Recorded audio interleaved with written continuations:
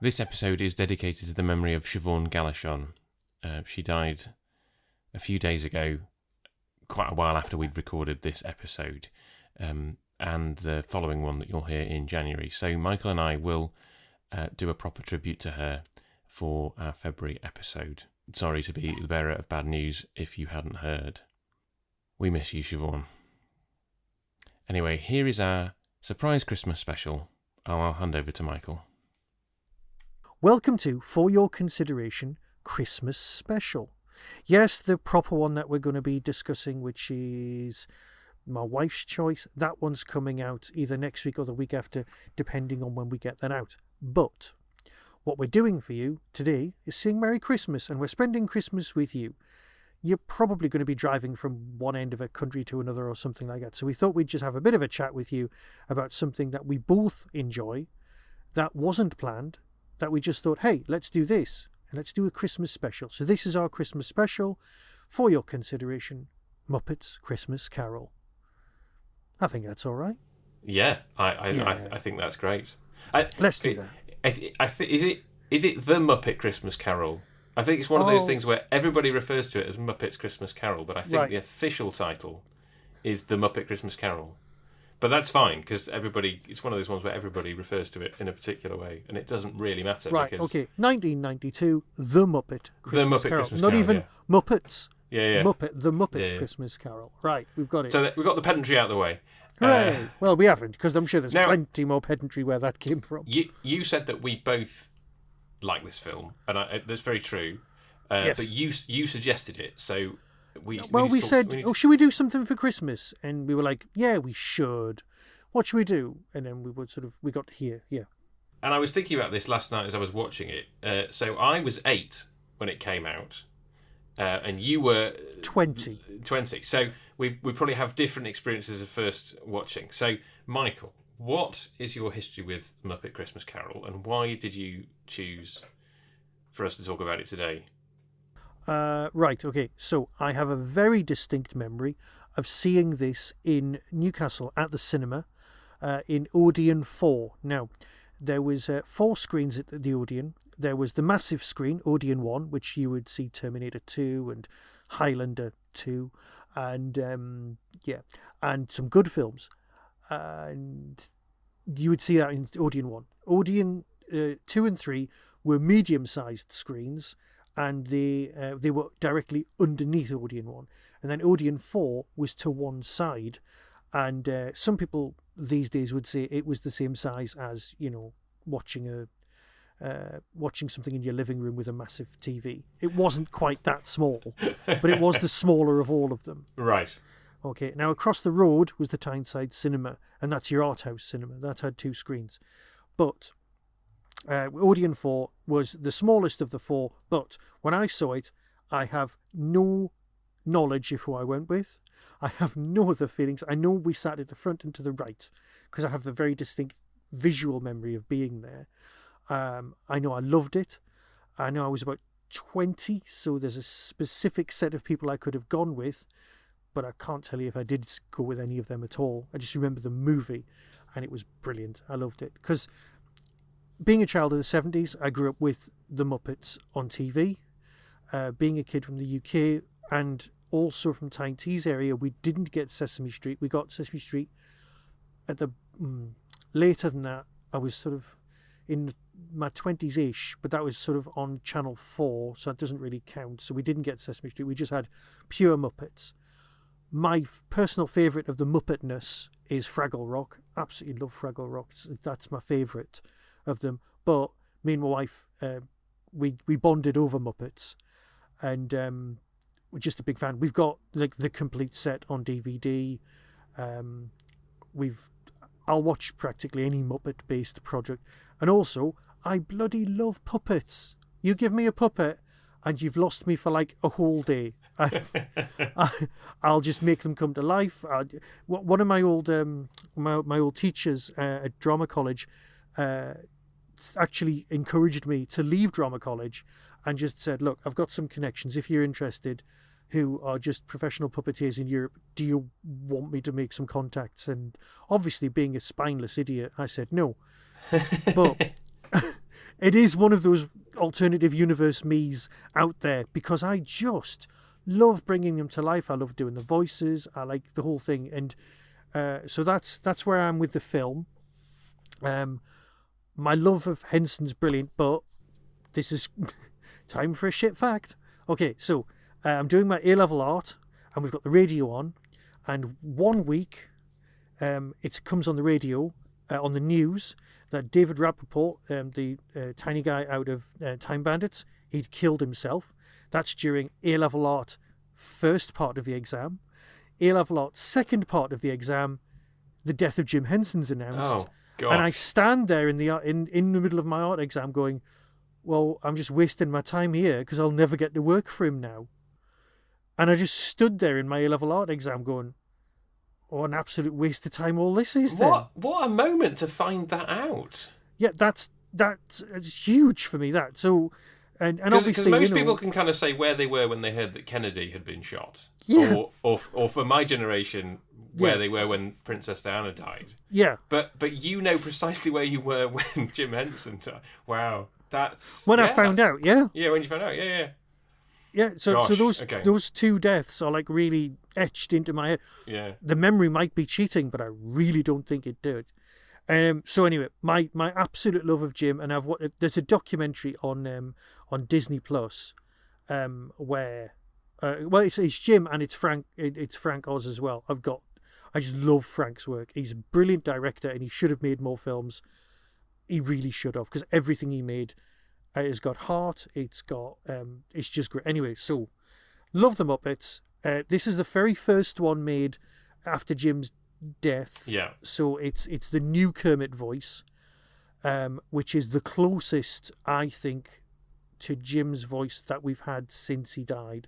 Right. And because the guy, but then there's the whole story where anyway, that's a real life story.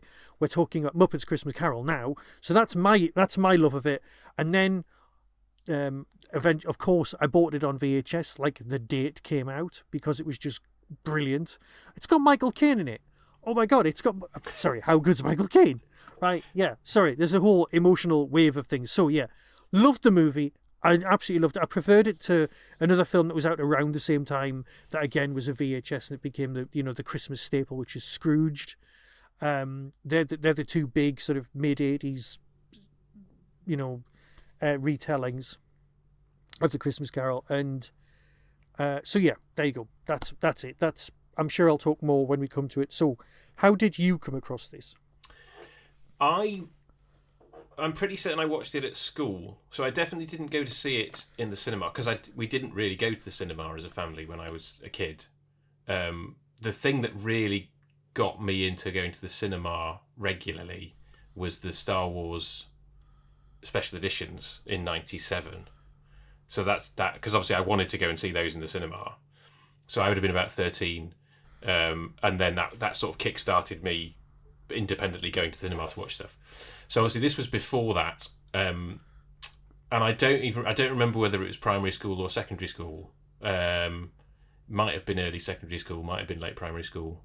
You get to Christmas and the teacher bungs a VHS on.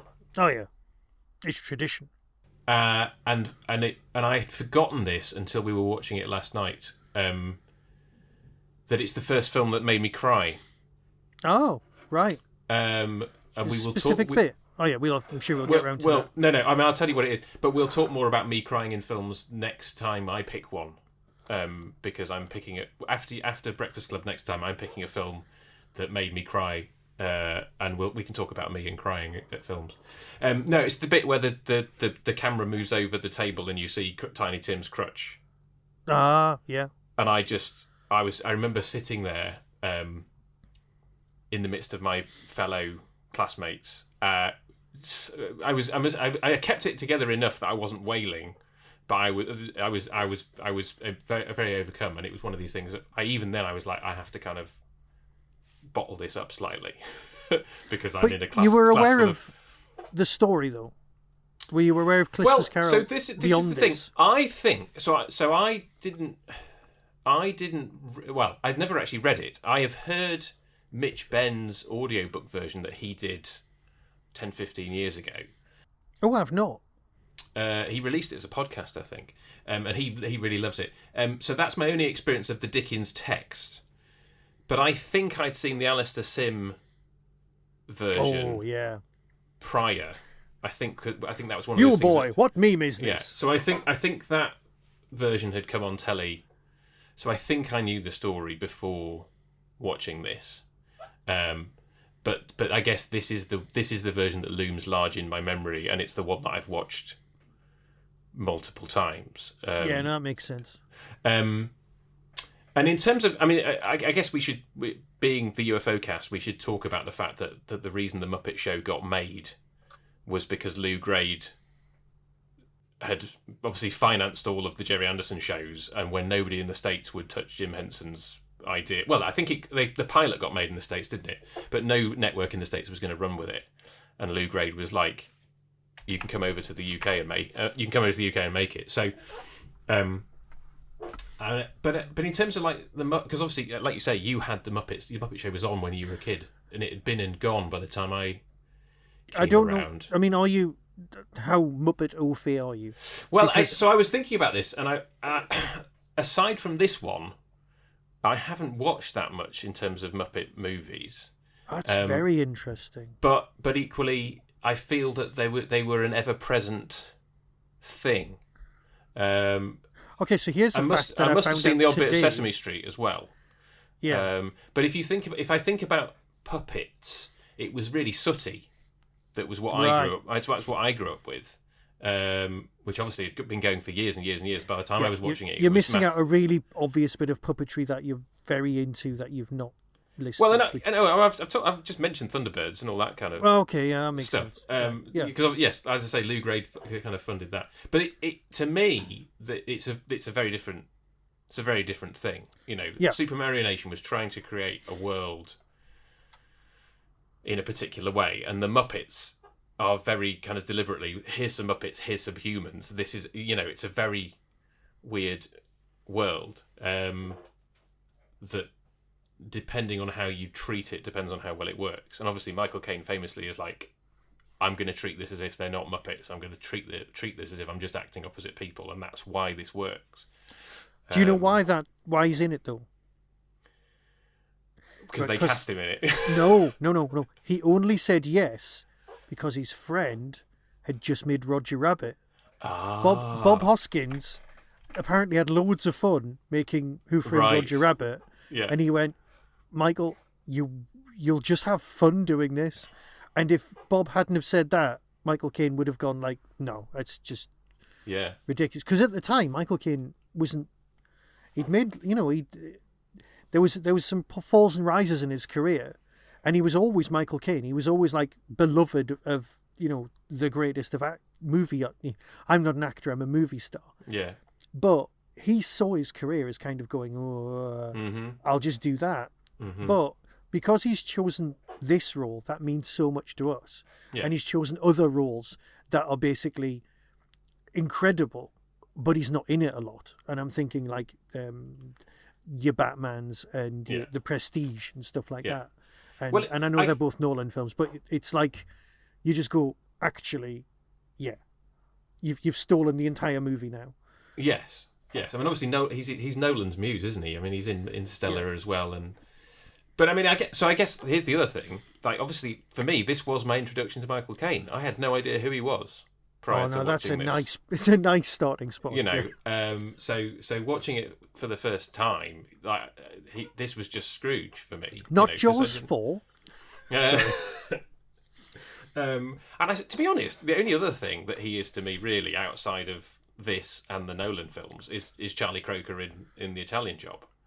I'm aware of Get Carter. I've never seen Get Carter, and I'm aware of Alfie. I've never seen Alfie. I'm aware of his oeuvre and why he was famous in the first place. But I'm aware of the God, Israel, the Ipcrest stuff's good. Oh, hang on. Yeah. The 1980s Ipcrest stuff. Sorry, right. So, we could be making this podcast for decades. Yes. But yeah, he doesn't put a foot wrong in this. No, like he's absolutely perfect as Scrooge. No, for a start, he sings at one point, and he sings not great, but they didn't digitally balance him. They didn't mess with it. They just go, here's a song. Well, Michael, you're singing now. So I said to my wife, as we were watching that, because obviously he sings slightly in the sad song in the middle, which was cut, which we'll talk about in a minute. Ah, yes, but yes. The song he gets at the end, and I said this to Hannah, because my wife is much more musically talented than I am. I said, they've written a song for him which has a limited vocal range, haven't they? And she said, yes. They were like, our star is not a singer, so we're going to write something that works for his vocal range, and because of that, it's not like other actors who you might name who've tried to do musical stuff. It's almost exactly the conversation went on in our house, because Andy can play piano, saxophone, shed loads of other stuff, and she just went, "That's a very interesting choice of key they've gone for there." So I was like, "Yeah, okay, it's Michael Caine. We just let him off. He did. Yeah. Oh my God, you won't have seen the acting masterclass. I bet they're on YouTube. Michael Caine's acting masterclass used to be on at lunchtimes on a Saturday, about the same time as the wrestling. Okay. Right? And I don't know why it was on. It was on BBC Two. And if you can track it down, see that.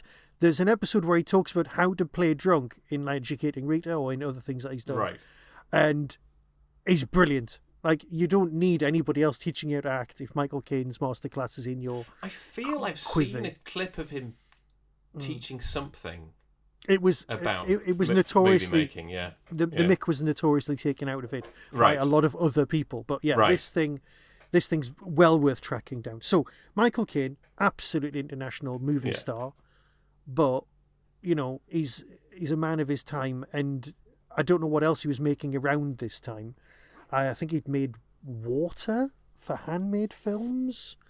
I'm just going off the top of my head. That's a whole other. Yeah. I might have to bring up his IMDb at this point, but Oh, come on! He's made 100 movies. No, but in terms of what was going on at the same time, He's 90 odd now, and apart from the fact that he's in 91 now, I think. Because Hannah was kind of going, well, how old was he in this film? Because he's already old. I mean, he was like late 40s when this came out. But he has just kept working, hasn't he? He's like one of these people that's just never going to retire. And he's opened restaurants, and he's done all sorts of stuff going on. Blue Ice was the film that was immediately before this one, and then On Deadly Ground, both of which have ratings of like 4 or 5 on IMDb. Out of 100? This was out of 10. Okay. But like, this is clearly the film that stands out in the kind of early, yes. And Jaws: The Revenge gets a 3 to 5. But he's very pragmatic about that. That's a very generous score. I mean, he talks about that. He's like, I know. What is it that? What did it build? I've a swimming pool. Yeah, it was. Yeah, it was a swimming pool. Yeah, I've never seen the movie, but I have seen the swimming pool that it paid for. Yeah, exactly. Yeah. But he never took himself seriously. But he always did take himself seriously, and it's lovely to watch. He always said that the things that people remember him for are stuff like in the Ipcress file, he breaks 2 eggs at once or 3 eggs at once, and that's somebody else's hand. And there's something else he's known for, and that's not him either. And he's like, but and that's fine. And I was actually gutted when I discovered about the egg breaking thing, because I could do that as well, and I thought, oh, that makes me look cool. But no, that's fine. So yeah, it's a film that we always come back to. So here's the thing. We mentioned it earlier, but there was a missing song. Yes. Now, the song was cut out of the original theatrical release. Yes. And then it was reintroduced to the VHS release, creating a Mandela effect, because we didn't know it had a new song. All we knew was we'd been to the cinema and we'd seen a film that we enjoyed, and then we watched it on VHS and it was even better. And then we watched that one over and over and over again. Yeah. Now, apparently, according to Brian in an interview, they lost the original recording, the original film of it, there was a VHS transfer, Yeah. and then that particular bit got lost. Yes. And they'd found it just before it was rescanned for Disney Plus's release. Yes. And they didn't tell him. So if you're watching it on Disney Plus, you have to go into extras, and it says play film with extra song. Yeah. Why they're just doing so instead of theatrical release, or apparently they should call it something else. There are some DVDs with the full screen version that also have the missing song in. Apparently, I was reading. Right, but once they'd done the transfer, they lost the original high def. Yeah, thing. They didn't have a film quality copy of it until the Disney archivists found it 2 years ago. So. But then they found it and they showed Brian, and apparently he cried as soon as they saw it. My recollection is that obviously when I first saw it on VHS, it would have been the version with the song in it. And then in terms of like subsequent UK broadcasts, I don't know which version was being used, but I certainly remember having seen it subsequently without the song in it, because certainly watching it last night, I was like, I know this. I mean, and Hannah had never seen the version with the song in it. And I was watching it going, yeah, I've definitely seen this before, but it's been a long time, which means that I suspect that subsequent versions that I saw were not the version with the song in. And it's obviously a stupid decision by the Disney head of Disney at the time, who said, let's cut it out, because you lose the bookend, one of the two bookends, of that you've got the song here about Love Is Gone, and then at the end you've got the song about Love Is Here, and you're like, well, that song at the end doesn't make sense properly, thematically, narratively, without having had the first song. It's like 2.5 minutes, and it's on the soundtrack album. So, and everyone had the CD, like, because I've got the CD soundtrack album. We play it. We actually play the CD at Christmas. It's one of those things that's just around. So yeah, and it's like all good musicals, the songs mean something for a specific moment of the narrative. They're not just, they're never padding. If they're padding, they're in the wrong place and they're in the wrong musical. They need to be there for a reason to tell some of the story. And they absolutely tell the story. Because we had a conversation in the car, because Andy said, what are you going to talk about? And she said the thing she's never understood is during the scene where, oh my God, that spider character who's buying all of the stuff that belongs to him. There's a TV version that's been quite recent, and it's one of the guys out of Vicar of Dibley playing the same character. And he's so good that you're actually picturing him as a spider in this, because you just kind of morph them together. So he's got mother of pearl cufflinks, and it's like, well, Scrooge loves money, but he hates spending money because Scrooge loves the dark, because dark is cheap, right? And this is the version. This is the version that's got the most lines from Dickens than any other filmed version of the Christmas Carol, which I just love that, because oh my God, I need a Gonzo. I really need a Gonzo dressed as Dickens, right? So, so why has he got mother of pearl cufflinks? And all I could figure out is that they were a present from his girlfriend. Yeah. Because that would he make wouldn't sense. have spent them on that, and that was the only reason that he would have had that. And it's just clever little layers of characterization that are there. But sorry, this is more of a Gonzo centric film than Muppets from Space, which is also completely Gonzo centric. See, I have seen all of the Muppet movies. You've just reminded me, actually, that the actual Muppet thing that loomed most large in my mind before this was the Muppet Babies cartoon. Ah, right, okay. Because that was a Saturday morning cartoon thing, and the thing that I remember distinctly, it certainly was the episode where Gonzo was trying to figure out what he was. Well, that's the entire plot of Muppets from Space. Giveaway. He might be from space. Well, yeah. So he's trying to work out whether he's an anteater. So they get him to eat ants, and he doesn't like ants. So he's like, "I'm not an anteater." But yes, so yeah, Muppet Babies. And I probably did see some Fraggle Rock, actually. You mentioned Fraggle Rock. I was 11 when Fraggle Rock was out, because I remember now I bought the album. I've got the Fraggle Rock LP on vinyl. I still have it. And I have bought it on CD since, because it's got even extra songs. But that's because I watched the British version, and Series 1 had Fulton Mackay, and Series 2 had the bloke from Brookside in it, because Fulton Mackay died. How dare he? But there you go. Oh no, it's not a Fulton Mackay Doctor Who thing, but we're talking Muppets Christmas Carol. We're not talking about this. But on the subject of which, I am absolutely convinced, and I've looked it up on the internet like a demon, and I suspect I've completely dreamt this, that somebody involved in Doctor Who, like Terence Dicks or Barry Letts, was in the background as a producer or something on Fraggle Rock. And I have managed to find zero evidence of this.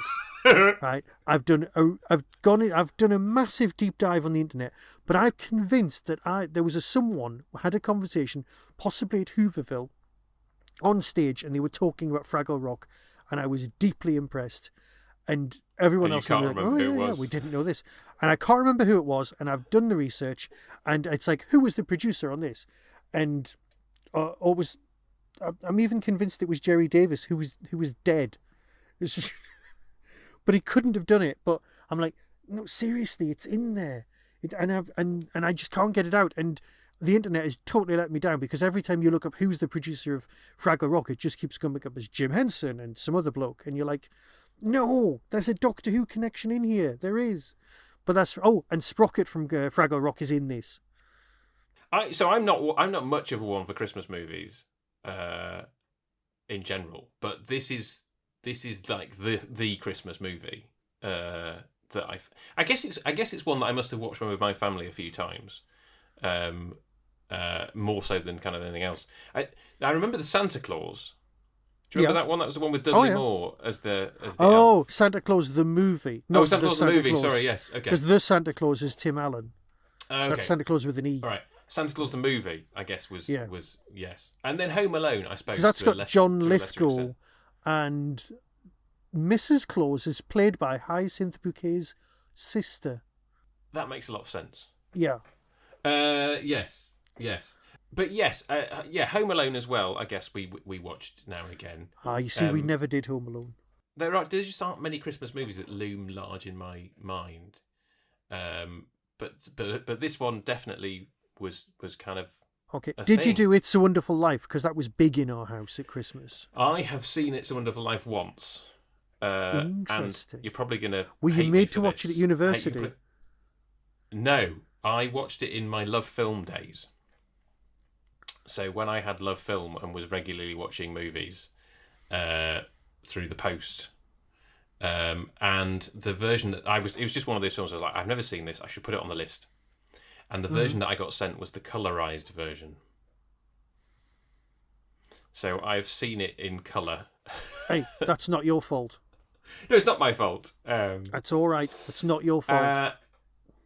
But it left me cold. In terms of like classic films that one should have seen and is supposed to like, it was not for me.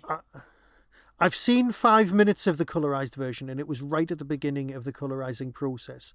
It's not a great job, and it leaves a lot to be desired.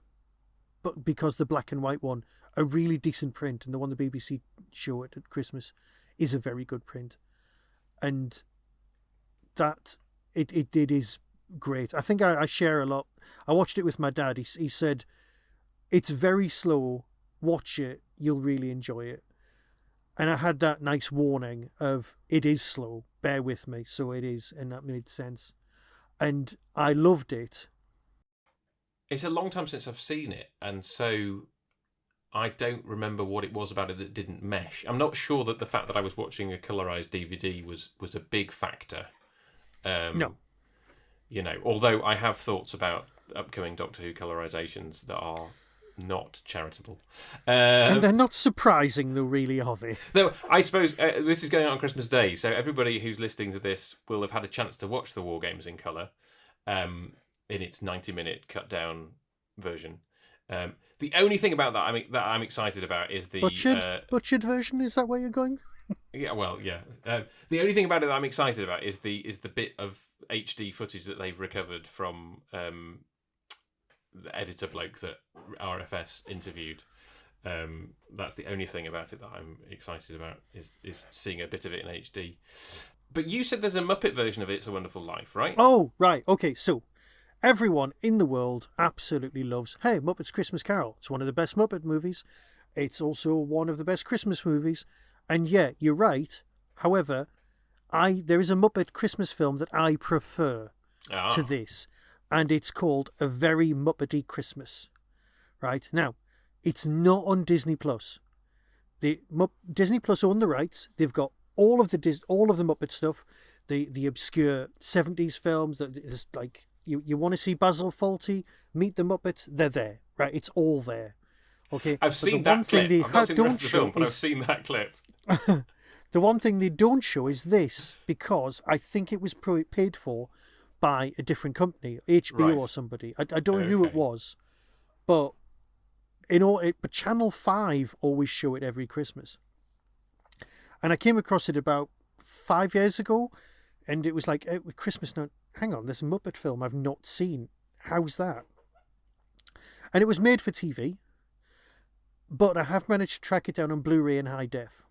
Wow, okay. And it's the Muppets do It's a Wonderful Life. That's it. Kermit wishes that he hadn't been born, and you see the universe without Kermit. The rest of the Muppets are all alive, and they've all gone their own ways, and it's like the alternative universe Muppet thing. But instead of Old Man Potter that you've got in, you've got Joan Cusack, who I will always love, playing evil business tycoon person. And this predates the new Muppet movie, the one with the guy singing "Am I a Muppet or a Man?" all that business. It predates that one, but I think it's immediately before. So it's on the end of. Yeah, it's like it's basically the last of the hurrahs of the Muppets, because without that other movie, the rest of the Muppet resurgence may not have happened, arguably. Okay. But it's just great because it's set in. It's like the old TV series. There's the Muppet Theatre. It's going to close. They're going to lose all their money. They have to put a special show on to bring it back. It's got similarities with the new Muppet movie as well for that reason. Right. But you've got the same storyline from It's a Wonderful Life, where Fozzie has to get the money to the bank, and he loses it just like his uncle does. Kermit wishes his life was different. Whoopi Goldberg plays God, right? And there's a not a very good angel, who's I think is one of the Arquettes. Anyway, he turns up and he has to convince Kermit that the world is a better place with him. And Miss Piggy's a mad old cat lady. There's a lot of other stuff going on. The universe without Kermit is a word, but like Hoppers from one of the other movies has actually become a chain of food that sells frogs' legs and things like that. There's a lot of callbacks, but it is a truly great retelling of It's a Wonderful Life. Right. And you're like, whoa! I mean, I'm the person who sat through Muppet Wizard of Oz. So yeah, that's fine. Sorry, let's rewind that. There's a Muppet Wizard of Oz. Oh yeah. Oh yes, there is, and Miss Piggy's playing multiple witches. It's very good because in the original novel they're not ruby slippers, they're silver, and Miss Piggy actually leans to the camera and goes, "Yeah, silver slippers. Read the book," because it's great. Because obviously they made the book because the book's out of copyright. Yes. So you can remake The Wizard of Oz as much as you want for that reason. Right. Which brings us back to last time's chat about, making things. So yeah, there's a lot of Muppet stuff out there that you might not be familiar with. But that's my all-time favourite Muppet Christmas film. And I'm always disappointed if it's not on, which is why I bought it on Blu-ray, because I just really like it. There's one of the Muppet actual shows is them doing Moulin Rouge. Mm-hmm. So Miss Piggy doing bits of Moulin Rouge the movie with all the penguins and everything. It's better than Ewan McGregor ever could have dreamed it could have been. It's better than actually watching Moulin Rouge by far. So So that's worth seeing anyway. That's my favourite, which is Muppety Christmas. But this one is great. I'm just looking at my notes now. One of the things worthy of mentioning was Waldorf and Statler being... There's two things worthy of mention on this one. Is that it's Robert and... It's Jacob and Robert Marley. Nobody ever comments that it's Jacob Marley and Bob Marley. Bob Marley, yeah. Is Bob Marley. Yeah. And like nobody ever goes... They go, yeah, it's Bob Marley. And you're like, what? It's Bob Marley. But nobody ever calls him that. It's Robert Marley. Yes. So that's good. And then you see them young, and my wife turned to me and she went, you see them there? They're the Gallaghers. When you see them in Fezziwig's factory, rubber chicken factory, and they're on the shelf, and they're high up just shouting abuse down. It's 100% like the time where Liam Gallagher wouldn't perform on TGI Friday, and then TFI Friday, and he just went into the gallery and started heckling abuse from above, and they look like the Gallagher brothers because they're all young and they've got the right faces and everything, and it was just such a nice moment. But that's not important. I mean, it's a coincidence, obviously, because Oasis weren't quite there absolutely. in '92. No, 100% it's a coincidence, but it still works. Going back to the whole, we didn't really do Christmas films in my family. Oh, okay, good. There is a point to this. It's probably because my parents were quite keen on, like, you know, Christmas being about Jesus. Which is not to say we didn't kind of do Christmassy, you know, more secular Christmassy things. Yeah. But I was struck by the moment where they come home from the church service. Well, Kermit has been to the church service with Tiny Tim. And there's that just that tiny moment where he's talking to Miss Piggy, and he talks about Tiny Tim, you know, talking about being there at the church service to remind people of the one who healed the lame and the sick, and you know. And I was like, oh, yeah.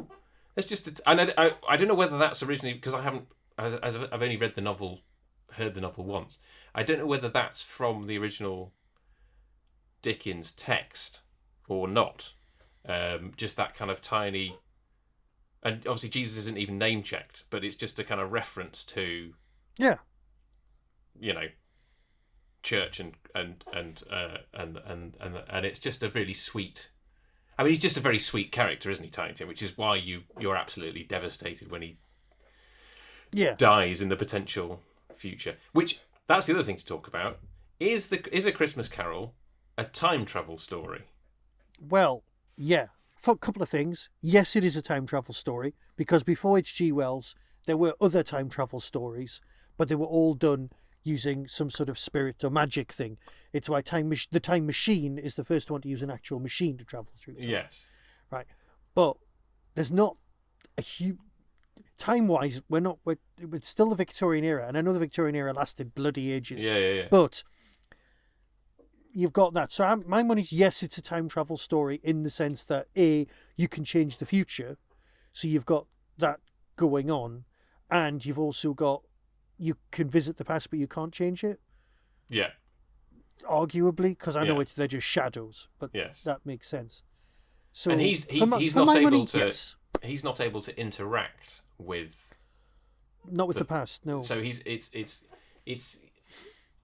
it's more like the time-space visualizer, but actually being there rather than watching it on a TV screen, isn't it? You're able to kind of view the past, but for him, it's kind of very real. And I love the bit at the end where he's with the ghost of Christmas Future who never speaks, you know, just points, and he's like, is this, you know, is this the future, or can I change it? I forget what the line is, but you know, because obviously at that point he's desperate to kind of know, like, can I make a difference? Like, am I doomed to be this person? You know. Yeah. And the whole. Do you know the story of Alfred Nobel? Yes. Yeah. Well, hang on. Well, I know a story. It was in the news that he died. Yes. He read his own obituary and he went, "It's just about me and dynamite. What's all this about?" Yeah. I've done so much more than that. And they went, have you though? And he was like, I suppose. So then he created the Nobel Yeah. Peace Prize. Yeah. But That idea of like most of us don't get to. It goes both ways, isn't it? People talk about True. like tell people like how amazing they are before they go. Like, don't leave it Yeah. to the funeral. But equally, like in this case, it's a kind of he finds out what people really think of him when he's not in the room. From his nephew and that to all the people who are kind of delighted that he's dead, and it makes you wonder, what would people say about me or what do people say about me in my absence if they do say anything, or what would people say about me after my decease, as it were. It's a slightly sobering thought. Yes. I don't know. Well, I would go for extremely sobering. But yes, it is. Which is, like existential questions in a Muppet film. I suppose it's, Oh, well, they're right. Okay, so politics across the world's been a bit shit over these last few years. I'm sure we can all agree on that one. And one of the things that annoys me is when people go, hey, this person, they're an absolute Muppet. And that annoys me because Muppets have got heart, they've got a moral code, they will defend each other, they will protect each other, and they will have fun, right? None of those things are what politicians are about. They're just either thick or selfish, and that is not a Muppet. I hate it when people use that person's a Muppet as a derogatory phrase, because Muppets are not that. Because Jim, and I'm filling up just thinking about this, but Jim had heart, and they all came out in the puppets. Yes, and it meant something to us. It meant something to an entire generation, and it always pushes my buttons when they're like, "Oh yeah, he's a right Muppet." No, if he was a Muppet, he'd be nice, and we wouldn't be having these conversations. Yes. So sorry, that's a personal rant there. Well, no, I agree with that, and I suppose the interesting thing, and I don't know the answer to this question, is like, what is the etymology of Muppet? I guess it's like puppet, isn't it? But I don't know why. Yeah. Why Muppet? Well, I don't know if you've seen much of The Simpsons, but there is one bit where Marge says it's half mop, half puppet. Half mop, yeah. That's it. But I think that's possibly true. That could be it. But then what is... Yeah, how did that word... And I don't... It would be interesting to know whether the word has the same connotation outside of the UK. It feels like a UK piece of slang, doesn't it? He's a right Muppet, I can't recall where I first heard it in that context, but it's been present for quite a long time in kind of UK slang, and whether it has any connection to somebody who didn't like these Muppets, yeah. Well, or somebody who didn't like the Muppets, because it's quite possible that some people don't like the Muppets. I don't have much time for people who don't like the Muppets, but I agree. And who wanted to, and it somehow caught on. I can see where you're coming from. I don't have a problem with it in that sense, because I think there's a very clear distinction between, I'm not. When you're saying it, you're not saying this person's like one of those characters, because as you say, those characters embody something completely different from the idea of somebody being. I guess it's a bit like numpty, isn't it? Muppet sounds a bit like numpty. No, okay. But I can see why it's annoying. That you're like, well, I this is my word. I don't want it to have any other connotations. But I never really connected the two in my head. That anybody's trying to kind of make a derogatory comparison about actual Muppets when they're calling somebody a Muppet.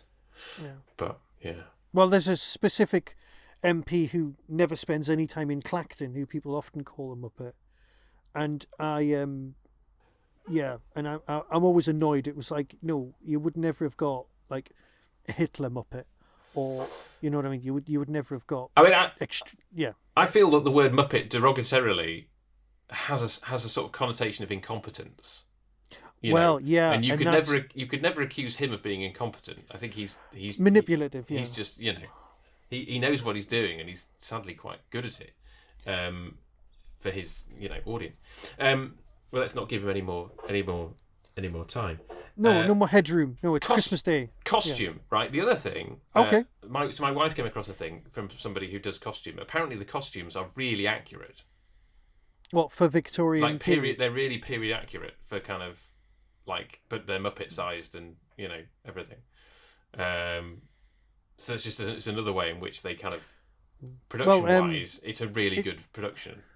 Is it Rizzo or Gonzo who's wearing a Harry Potter scarf? One of them's actually wearing a house scarf. No, but Kermit's wearing red and green, so that's nice. He's a Christmas tree. Oh, right, sorry. How good is that one shot where Kermit is walking? You can see his legs. He's walking with Tiny Tim on his shoulders. There's a tube on the ground, so the ground is moving underneath his feet. So they're rotating, so you can see them. You can see him walking along the road, and then there's not back projection. It's been green screened because they had to get rid of the puppeteers.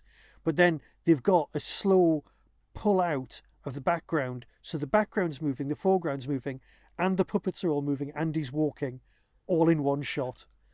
I have to say, I'd not thought about the technical complications of how it was done. That's incredible. But we started watching it the other day, and I went, "Oh my God, I just love that opening shot. The model shot on over the roofs is incredible." And my wife and my daughter both turned to me and they both went in unison, "You say that every single time we watch this." But it is. Well, the opening shot is just beautiful. I used to be an architectural model maker. I know how hard those things are. And that is an absolute thing of beauty. It's just roofs. They're in forced perspective. There's so many camera tricks and reality tricks of the eye and some model making techniques going on there. And it's just gorgeous, and all it is roofs. They're going like, "Hey, yeah, we've spent months on this, and it'll be on the screen for like a minute and a half, and no one's going to pay any attention to it, but we know we worked hard on it." Yes, and it's like, "Oh, yeah, everyone's waiting for the puppets to turn up. That'll be fine." Yeah, and I'm like, nothing's moving. It just looks great. But I guess there's that level of kind of, because you have to have that level of craft to. In terms of perspective, to make the puppets work with the people, and just the fact you've got the bit where kind of Scrooge is kind of stalking through the town, in the background, and you've got you don't see him for an entire song. Yeah, and there's an entire song about him, and you never see his face. It's brilliant. But you've got all that kind of foreground choreography in the background, and you just go, how many takes did it take to get some of these? Because the timing has to be, and with any regular film, you've employed tens, hundreds, however many extras you need to fill out your crowd scenes, and you give them a bacon butty and sit them in a tent, and and then you call them on and they do their thing, and you pay them whatever you have to pay them. With this, every single extra, I'm air quoting there, is a puppet. You have to make all of your extras. Everything's a choice. They're all. Everything's got to have been drawn, designed, made, brought to life, and then they have to make it look like it's natural and it's happening there and then for the very first time. Yes. And it's incredible. It works. It is. Now. We can't talk about the Muppets without making the connection to Star Wars. Yes. When did you know? I mean, because you're older than me, so maybe you were more aware. I didn't know for years that Yoda and Miss Piggy were the same person. And then once you know, you're like, well, you can't not hear Yoda you can't not hear Yoda when Miss Piggy's on screen. You can't not hear Miss Piggy when Yoda's on screen. But when did you become aware of Frank Oz? Well, and any of the other performers, really. But was that crossover there in your head? No, it's there. It's been there for so long. I don't know when it started because I know I devoured any making of. Right. And Yoda was my all-time favorite Star Wars character. I mean, I was there for the robots to begin with. The R2 and the C-3PO. But I've got a shelf of droids and robots, and pride of place in the dead center. next to my 1980 odd Yoda, which is the Yoda hand puppet I had when I was 12, 11, whatever. So I've still got them because I just absolutely loved those characters. Came for the roads, but Yoda I just absolutely adored. And there was also a Star Wars special episode of the Muppets which had Luke and the droids in them as well, which I think's either series 2 or 3 of the Muppets TV series. But I remember at the time they'd shot it in NTSC, not on film, because most of the Muppets were shot on film, I think. And even as a kid, I was like watching it, going, "Why does this look like an episode of like Dallas or something, rather than an episode of the Muppets?" I was aware that there was something different about the way it was shot, but I think they'd probably gone to America to film those insert bits. I don't know what the mechanics of it was, but I think I was always aware of there being some sort of weird similarity between Yoda and that. And then, but again, one of my all-time favorite movies is the Frank Oz directed Little Shop of Horrors, which I just adore, and I watched it before and after every single GCSE exam in order to clear my head. The soundtrack album I would have on tape to like use as almost like a hypnotic suggestion thing to calm me down. Wow. So those songs, I can just go through, and the way it was shot and the way that the plant was recorded in double time and then slowed down and everything else. There's a lot of Frank's always out there trying to push the envelope of a practical effect, and so he was good. But from a directing point of view, this is Brian's movie, and there's so much love gone into it. And Jim had only been gone 2 years when this was made, and it was already in pre-production, and it's just gorgeous to watch, and it must have been so hard. Yeah. But it just worked. I wish Brian had made more, or had been able to make more, because there we are, Doctor Who fact that I found out today while researching. Tim Curry was offered the part of the 8th Doctor. Right. But he had to turn it down because he was making Muppet's Treasure Island. Which was in production. I had no idea that anybody was offered the role before. I had no Paul idea McGann. about this. I don't know if it's true. And I suppose Tim Curry's on Twitter. I could ask him. But if that's true, that's incredible. Talking of that, my wife found a quote the other day. Re Tim Curry. She found a quote the other day saying that in the Muppet Christmas Carol, Michael Caine treats the Muppets as though they're humans. And in the Muppet Treasure Island, Tim Curry acts like he's the Muppet. Yeah, I can see that. And you know what? I've got no problem with either of those approaches. And you know I've got notes, but do you have anything else you feel that you need to add? I mean, I feel we could probably talk. We've gone off on quite a few tangents, haven't we? Anyway, I feel that we could talk. Really, around, us? Never. Yeah. I feel that we could talk around this subject a lot further, but I think we've said. I guess just to say that it was really nice to just sit down and watch this with my wife yesterday. Yeah. Because again, a lot of the stuff that we do on this podcast we don't watch together, because I tell her what it is, and so it was just nice to sit down and watch it again, because it's something we both enjoy, and it will. I mean, it's funny because my daughter. You saw my daughter come in before we before we started recording, and she was like, "What are you doing?" And I said, "Well, I'm doing this thing about the Muppet Christmas Carol." And she was like, "What's that?" And I told her, and I said, "We decided it was probably a bit too scary for you, because of all the ghosts and stuff." And she went, "Ooh." But I think it's the right call. I think if we tried to show it to her at this point, she probably wouldn't, because she doesn't cope well with with lots of things. I think my other daughter at the age of 7 will probably be straight in. Their tolerance for kind of anything a bit freaky. And it's one of those things she doesn't like. I think I said when we do Wallace and Gromit, she doesn't like Wallace and Gromit because of the look of Wallace. She doesn't like that look, and I'm like thinking, well, if you don't like the look of Wallace, you're not going to like the Muppets. You've got a similar kind of aesthetic with the bulgy eyes and everything. But this is because this is one of those films that I'm like, well, yes, at the right point, I want my kids to get into this because it's a lovely piece of cinema. It's very funny. The music's catchy. One More Sleep Till Christmas. Like there's bits of this film that. Oh, that's a great one. But there's bits of this film that are in my head that come out at Christmas.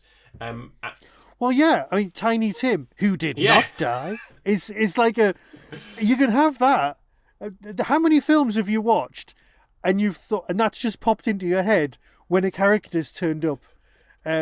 It's admittedly usually like Sean Bean, in a film. Sean Bean, who he did die. There's one film. There